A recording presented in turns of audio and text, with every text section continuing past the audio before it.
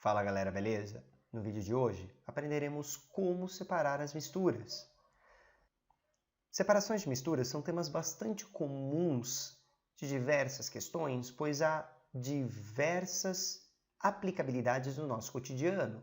Você, ao fazer qualquer coisa na cozinha, geralmente se utiliza de diversas separações de misturas para fazê-las, e por isso há muitas questões que abordam esse tema.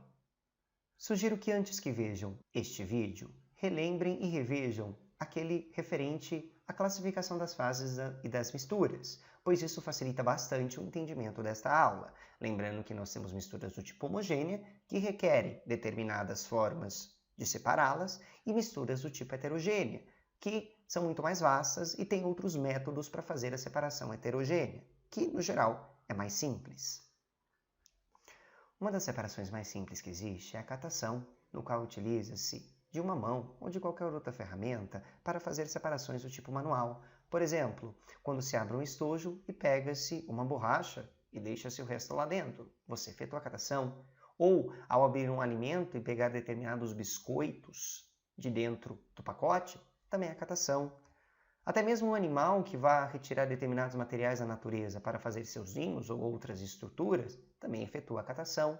Então esse é um método muito simples e bastante correlacionado com o cotidiano. A ventilação também é outro método bastante simples, no qual uma corrente de vento é capaz de separar materiais mais leves de mais pesados, como por exemplo, quando o ventilador derruba ou leva embora algumas das folhas do caderno, enquanto canetas e outros materiais mais pesados ficam. Já a peneiração, um método também bastante comum, principalmente na cozinha, também conhecido como tamização, separa também sólidos entre si pelos seus diferentes tamanhos de grãos. Por exemplo, quando se passa farinha de trigo em uma peneira para deixá-la mais fininha, você está fazendo peneiração, deixando grânulos maiores dos menores. Já a levigação, que é uma separação menos comum e relacionado com o nosso cotidiano, é principalmente associado ao garimpo do ouro. Como funciona a levigação? Utilizando-se uma peneira, o ouro e materiais que estão junto com o ouro encontrado na terra, como por exemplo cascalho, solo, são colocados dentro da peneira, dentro de um curso de água ou de uma corrente de água qualquer, e essa peneira é então chacoalhada. Conforme ela é chacoalhada, a terra, que é menos densa, acaba sendo levado pela corrente de água e o ouro, que é mais denso, fica retido dentro da peneira, fazendo com que consiga se separar principalmente terra e cascalhos menores do ouro, facilitando a sua visualização. Uma outra separação bastante simples, mas também menos comum no nosso cotidiano, é a separação magnética, no qual, como o próprio nome diz, é utilizado um ímã para separar materiais magnéticos sólidos de outros materiais não magnéticos.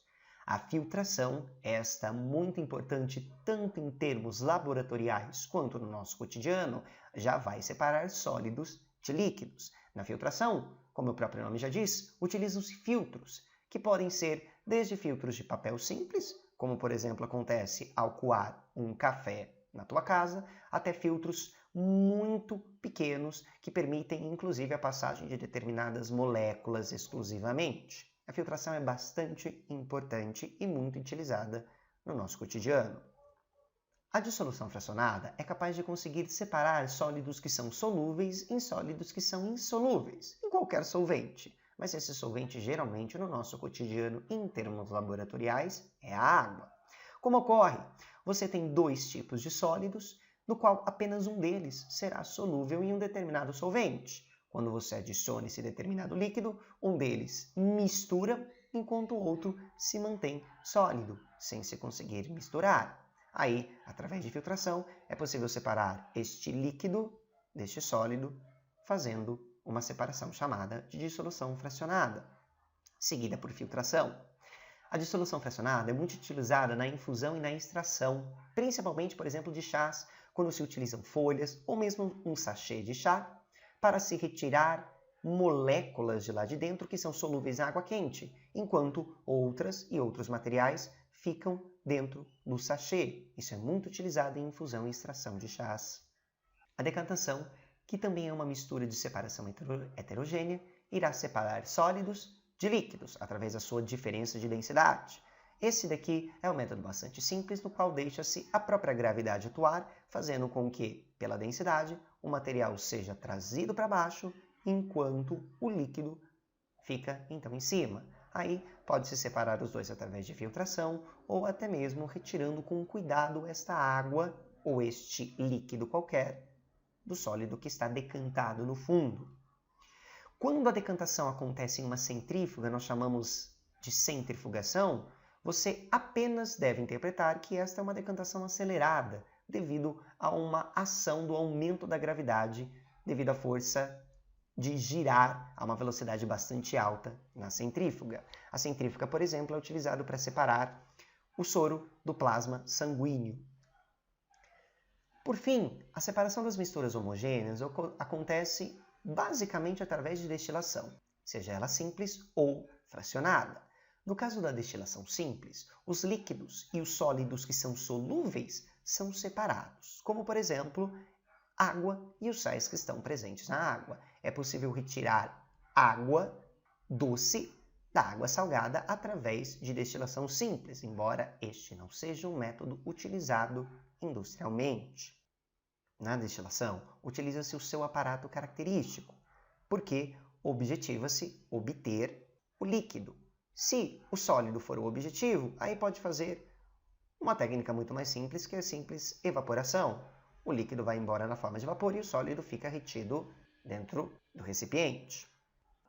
O funcionamento da destilação simples envolve o aquecimento da mistura homogênea de sólido e líquido dissolvido, no qual, devido a ter ponto de ebulição menor, o líquido evapora, então passa por dentro de uma tubulação e entra dentro do chamado condensador.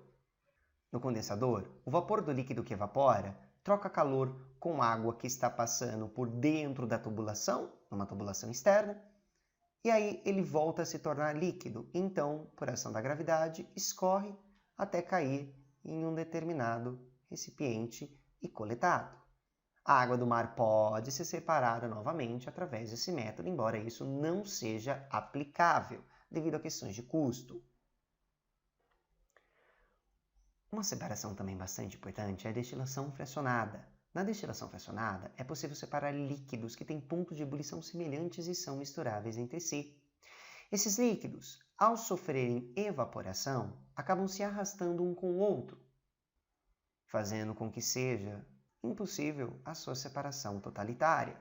Para isso, quando eles atingem a chamada coluna de fracionamento, obstáculos irão impedir, por trocas de calor, que o líquido que tem maior ponto de ebulição consiga superar isso no início, fazendo com que ele volte a ser líquido e desça de volta ao balão.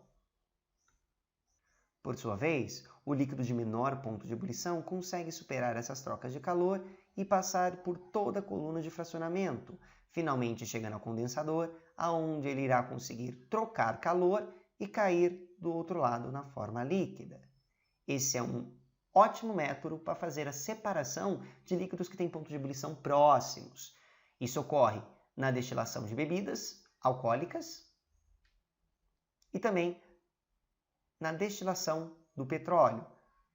São duas coisas bastante próximas do nosso cotidiano e sugiro depois que vejam a respeito da destilação fracionada do petróleo, que utiliza um aparato diferencial, pois é industrial, mas que tem o princípio básico do laboratorial.